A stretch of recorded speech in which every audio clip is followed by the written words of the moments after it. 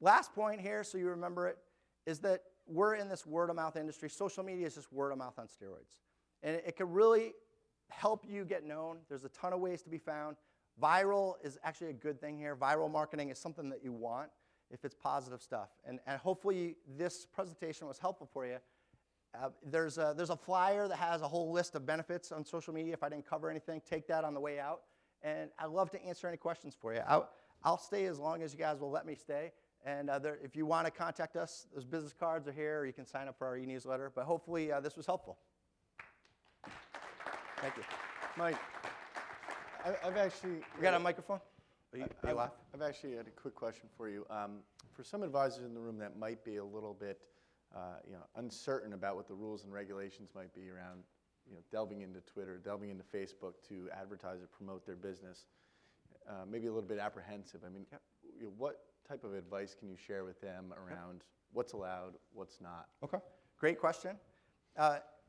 We talked a little bit about compliance stuff at the end of the presentation, so I was trying not to overlap that. What I would say is you need two things. You need a social media policy, and then you need to be actively recording what you're talking about or what your staff is and archiving it. The SEC and FINRA hasn't come out and said you have to hire a firm, but you're really foolish if you don't do it. They're pretty inexpensive. The day of doing a screen print of a tweet and creating a PDF and then putting in a file folder, that's so manual and crazy, you'll never be able to use social media. So these archiving firms, and I can introduce you to the right one if you want, they're fantastic because they do it automatically. And back on the social media policy, you don't want it just for compliance reasons. You actually want it to protect your brand. And that's just as important from the compliance standpoint. You have a lot of value brand equity, and you don't want one foolish employee tearing it down with a big mistake on social media. Hopefully that answered your question. Excuse me. All right, we got one in the back. Okay, I'll be a shill for you. Is that it? Okay. I'll be a shill for you here. I just sat through 2 of your presentations, and I think I've got like 7 pages of notes here.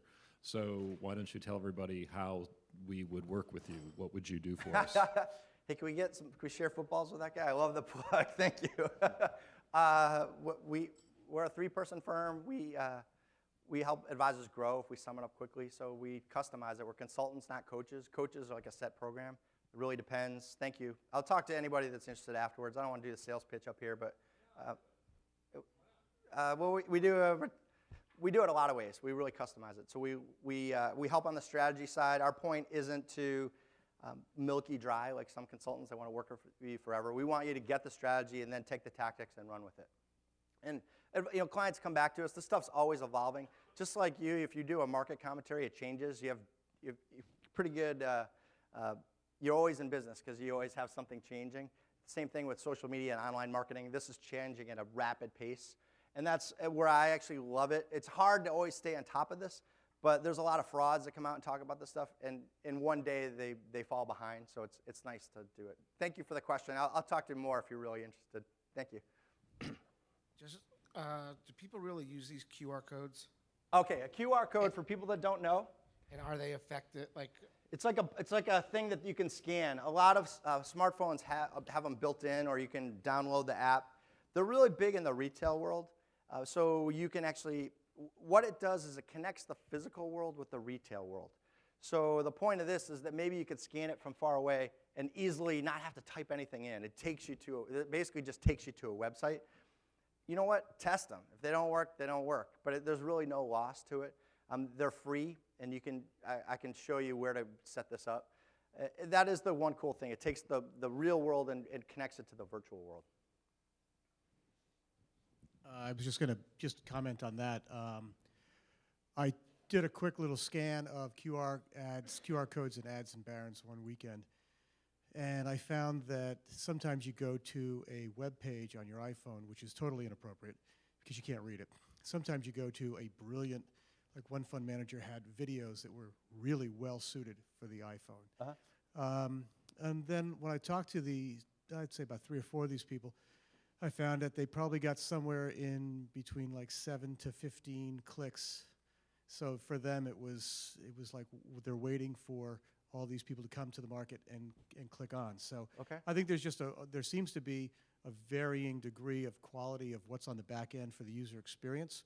And I think that's a consulting point that should be addressed at some point. Right. And then the other thing is you've got this Maserati over there that doesn't have a highway. There's not a lot of people clicking onto them.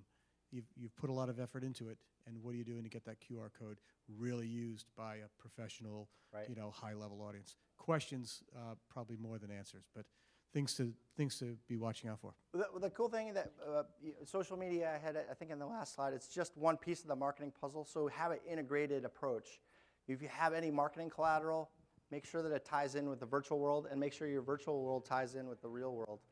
And the two play really nicely. That's why people watch TV on a smartphone. They're on social media. Real marketers on the big sense. You see even on the Super Bowls, they have the Twitter plug. It's just interactive. And I can explain it more when we have more time. I'll try to answer one or two more questions. Are we out of time? One more question. One more.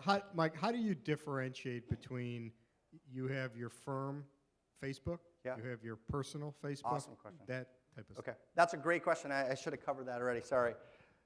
So the firm page is fantastic because you just put it out there and you create for your firm a brand personality. So you let people know that you're philanthropic, or you let them know kind of these visuals that lets them inside about your organization, lets them see your culture, not just all work related.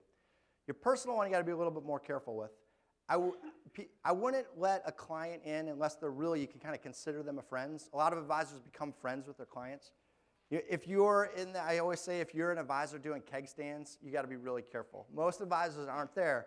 Most advisors, I have one client that is great at social media. She gets written up a lot, but she wasn't using Facebook. And I explained to her, said, well, what if you put that up? She goes on vacations a lot. So, well, if you work with high net worth individuals and they see you on vacation, that's fantastic because they're going to make this connection.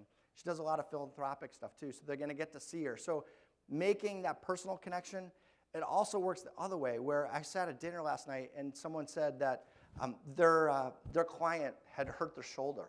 And he only learned about it through Facebook, and he reached out to that person, and that was a wow, the white, like we're at the Ritz. It's a white glove kind of experience that no other professionals are doing, but if you as an advisor can do that, you really set yourself apart. Those are the types of things, those personal connections, that make it worth having a client connected with you. Hopefully that answers that. It's more complicated than that, but I gave you kind of the quick answer. Okay? Really Thanks, Mike. Okay, thank you, One more guys. round of applause for Mike Byrnes. I appreciate it.